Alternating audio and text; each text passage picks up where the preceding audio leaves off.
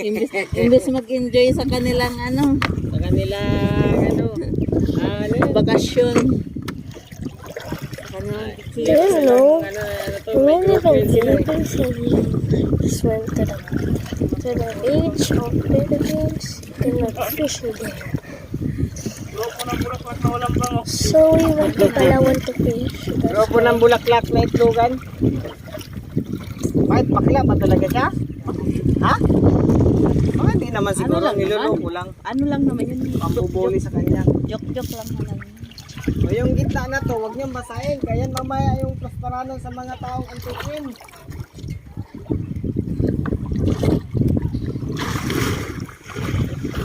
Halika na yun. Jill, nakubad ka na. Ubarin mo na yan, Yuhan, yung damit mo, Yuhan. O dito na kayo umakyat, ahoy. Doon na kayo pa.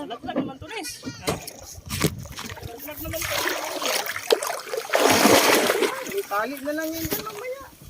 Dito kami aikyat. Opo, akit. Palit na lang yan dyan mamaya sa gilid. Sakay, sakay. Shirt mo na. Isampay natin dito para matuyo. Sakay, sakay mo na. Tututumba eh. O dyan lang sa unahan. Inubarin mo na yung shirt mo para masampay ni Papa.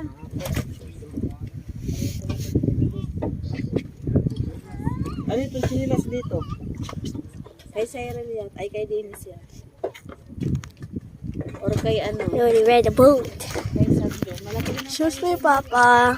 Huwag ka siging lakad-lakad. Kay mabasa yung mga ano natin dito. Mga higaan. Mamaya basa yung higaan natin. Diyan tayo mahiga. Magugas ka ng paa mo dun. Der, magsama ka ba? Ano magsama? Hindi ka rin, wala ka rin, doon? Wala kang gamit. Ang gamit doon. Oh. Pagkado na tayo. Sige na, sa sunod na lang ikaw. Pagdating nila Kuya Michael. Oo, kina Tatay Michael. Oo. O, kayo naman ang mamusit. Hindi na kami sasama. O, iwan na kami ni Nayohan. Sunod ka na lang. Para samahin ko lang ito ngayon kay... Para lang Jill, ma-experience ano sila ang ako pusit. eh. Upo na dyan sa gilid. Sa likod ako. Dito ka mamaya na. Ay, nag-ayos pa ng gamit. Dito ka, gilid ka.